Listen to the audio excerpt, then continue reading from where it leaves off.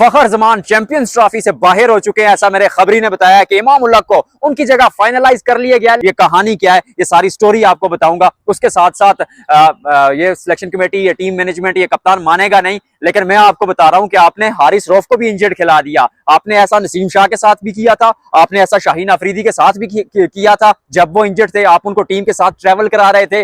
उनका कैरियर थोड़ा सा आपने डिग्रेड किया, उसको नीचे लेकर आए। उनकी अब वो काबिलियत वैसे नहीं रही। क्या आपने फखर जमान के साथ भी ऐसा ही करना है? क्या आपने हारिस रऊफ के साथ भी ऐसा ही करना है? कप्तान माना था आपका, आज माने ना माने, कप्तान ने प्रेस कॉन्फ्रेंस में, कप्तान मोहम्मद रिजवान के मुंह से ये बात निकली थी कि हारिस 80% फिट है। अगर 80% फिट है तो आपने क्यों उनको खिलाया? फखर जमान, कल आपके पास रिपोर्ट आ गई थी, आपको पता था, मतलब आपका पास जो मेडिकल पैनल बैठा हुआ है, अगर हमें यहां पर देख के अंदाजा हो सकता था कि फखर इतने पेन में है, अगर हमें यहां पर मतलब टीवी पर देखकर आइडिया हो जाता है कि उनकी जो इंजरी की नौयत है वो किस तरह की है, तो फिर आपका मेडिकल पैनल क्या कर रहा है? आपने क्यों फखर का कैरियर दांव पे लगाया? पूरी कहानी आपको बताऊंगा। दूसरी जानिब इस स्टोरी पे दोबारा आऊंगा, लेकिन दूसरी जानिब जो आज की दूसरी बड़ी स्टोरी है वो ये है कि पाकिस्तान न्यूजीलैंड से हारा, उसके आफ्टर शॉक्स अभी तक आ रहे हैं, क्योंकि दिफाई चैंपियन टीम थे आप डिफेंडिंग चैंपियंस थे, अपने घर खेल रहे थे। अगर अपने घर दूसरी टीमें तैयारी करके आती हैं, स्पिनर्स लेकर आती हैं, ओपनर्स लेकर आती हैं, तो आपकी टीम में कोई एहसास क्यों नहीं है? आपके तर्किश में क्यों तीर नहीं है? इस पर बात करेंगे। सिलेक्शन कमेटी की जो तैयारी थी टीम पाकिस्तान टीम की, और जो सिलेक्शन कमेटी ने टीम तैयार की थी, माफ कीजिएगा, वो अल्फाज साथ नहीं देंगे क्योंकि इमोशंस ऐसे हैं। जो टीम आपने तैयार की थी उसके तमाम तर जो तैयारियां थी ना, वो उनको पोल खुल जाता है, क्योंकि आपके पास ना ओपनर है, ना आपके पास फिनिशर है, ना आपके पास स्पिनर है। आप 70 पे 3 खिलाड़ी आउट कर देते हैं, आप गेम पे पकड़ बना लेते हैं, फिर क्या होता है? फिर क्योंकि आपके पास बॉलर्स ही 4 हैं, पांचवा बॉलर आपके पास है नहीं, तो फिर आप पार्ट टाइमर को लाते हैं। खुशदिल शाह ने अच्छी गेंदबाजी की, लोग बार बार मुझे कह रहे हैं कि अच्छी गेंदबाजी की, माना अच्छी गेंदबाजी की, लेकिन पार्ट टाइमर है, वो प्रेशर नहीं डालता आपकी अगली टीम पर। जब अगली टीम पर प्रेशर नहीं आएगा तो वो फिर सिंगल डबल्स इजीली करते रहेंगे। सलमान अली और खुशदिल शाह को उन्होंने ठीक है कम रन रेट से खेला, लेकिन इजीली खेला। ये पूरी कहानी दोबारा आज पोस्टमार्टम करूंगा, लेकिन सबसे पहले फखर जमान पे आते हैं जी। फखर जमान का बात ये चल रही है कि फखर जमान जो है वो कल, बात क्या चल रही है ये तो सामने एक चीज है, कल फखर जमान पहले ओवर में इंजर्ड हो गए और उनको बैक स्पास यानी कमर में तकलीफ या मांसपेशियों में खिंचाव आया।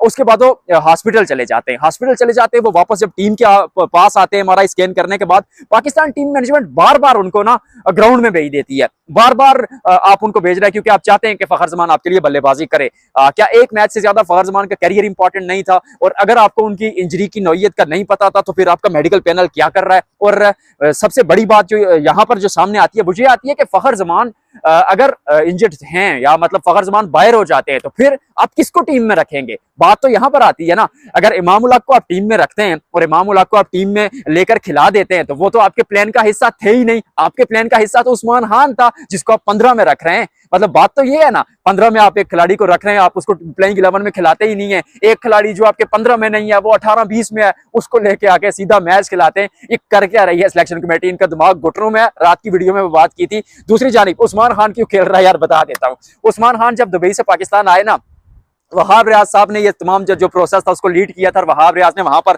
उस्मान खान को लिख के दिया था कि खान साहब आप जो है ना 2024 का वर्ल्ड कप और 2025 की चैंपियंस ट्रॉफी खेलेंगे तो पाकिस्तान उस मायदे में फंसा हुआ है, इसलिए आपको उस्मान खान को खिलाना पड़ता है।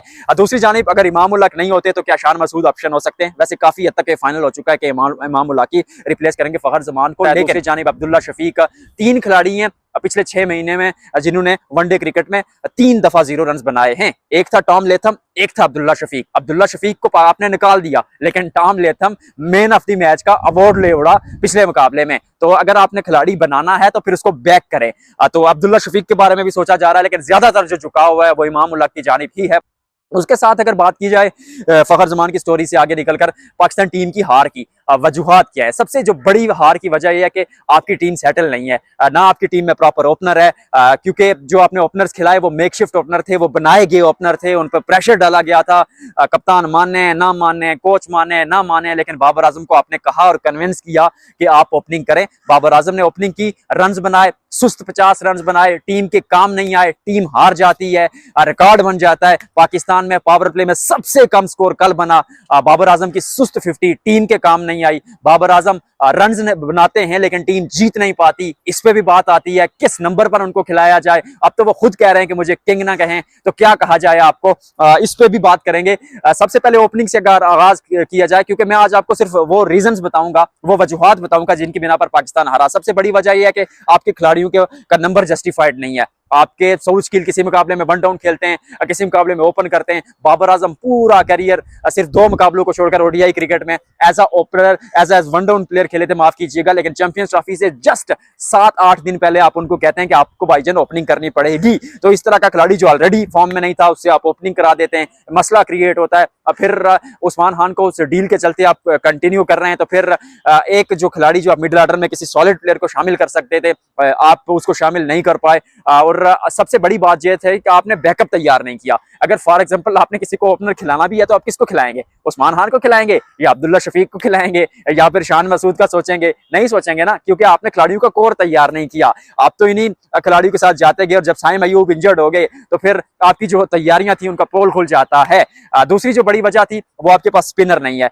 भले ही खुशदिल शाह ने अच्छी गेंदबाजी की हो, भले ही सलमान अली आगा ने अच्छी गेंदबाजी की हो, लेकिन मसला क्या था? मसला ये था कि जब पाकिस्तान ने 78 पर 3 खिलाड़ियों को आउट कर लिया तो वहां पर प्रेशर बनाना था, वहां पर खिलाड़ियों को दायरे में लाकर, घेरे में लाकर न्यूजीलैंड को मजीद जो है ना आउट क्लास करना था। लेकिन क्योंकि आपके पास 5वां बॉलर ही नहीं है, अगर वहां पर आप अटैक करते शाहीन नसीम के साथ या हारिस के साथ रेगुलरली जाते रहते तो फिर क्या होता? फिर आखिरी के ओवर कौन करता? आखिरी के ओवर में तो आपकी वाट लग जानी थी। इसीलिए आपने वहां पर खुशदिल शाह और सलमान अली आगा से ओवर कराने की कोशिश की और उसके नतीजे में न्यूजीलैंड पे प्रेशर मजीद नहीं बना सकी। न्यूजीलैंड मुकाबले को आहिस्ता आहिस्ता आहिस्ता आहिस्ता 4-5 के रन रेट से मैच को आगे लेके जाता रहा। और फिर वहां पर ऐसा होता है कि न्यूजीलैंड एट दी एंड इस स्टेज पे पहुंच जाता है कि वो 320 बनाते हैं। फिर उसके बाद आप जब चेज करने आते हैं तो फिर आप पावर प्ले में, एक बार फिर दोहरा रहा हूं, पावर प्ले में सबसे कम स्कोर बनाते हैं पाकिस्तान क्रिकेट की तारीख का। नाम लूंगा बाबर आजम का, बात आएगी बाबर आजम पे, रिजवान पे बात आएगी, क्योंकि कप्तान भी तो नहीं कुछ कर रहा, बाबर आजम अटैकिंग क्रिकेट नहीं खेल रहे, वो इंटेंट कहाँ है? 321 रन माफ कीजिएगा, हदफ आपने चेज करना है। मॉडर्न डे क्रिकेट है, 21वीं सदी में आप क्रिकेट खेल रहे हैं, तो थोड़ा इंटेंट दिखानी पड़ेगी, उस अप्रोच के साथ खेलना पड़ेगा, वो सोच दिखानी पड़ेगी कि पाकिस्तान किस सोच के साथ मैदान में उतरा है। लेकिन अभी देख के नजर आ रहा है कि पाकिस्तान वही घिसी पिटी 90s की क्रिकेट खेलने की कोशिश कर रहा है, वो खुद को बचाने की कोशिश की जा रही है, क्योंकि खिलाड़ी तो कम बैक कर रहे हैं, असौर स्किल कम बैक कर रहे हैं, फखर जमान का कम बैक था, चलो इंजर्ड थे, माफ कर दिया उनको। उस्मान खान जो है वो टीम में फाइनलाइज नहीं है, खुशदिल शाह ने परफॉर्म किया। इवन जिस पिच पर अगर खुशदिल इतना तेज खेलता तो फिर आप क्यों नहीं परफॉर्म कर पाते? बाबर साहब, रिजवान साहब, सलमान अली आगा पे प्रेशर आपने बनाया डॉट गेंदे खेल खेल के। जब बाबर आजम डॉट्स खेल रहे थे या रिजवान ने शुरू पर जो प्रेशर डाला था डॉट बॉले खेलकर, तैयब ताहिर आते ही आउट हो गए, तो वो जो तमाम तर प्रेशर पाकिस्तान टीम पे बना है, इसको निकालने के लिए आपको अटैकिंग क्रिकेट खेलनी पड़ेगी। तो आज की वीडियो में फिलहाल इतना ही, आपसे मुलाकात होती है अगले व्लॉग में। Done and dusted. आप वीडियो हो चुकी है, वीडियो को आपने क्या करना है, लाइक और शेयर करना। थोड़ा सा पास आके बताता हूँ, वो मोनेटाइजेशन ऑन हो गई है, डॉलर आ रहे हैं, तो लाइक और सब्सक्राइब किया करें।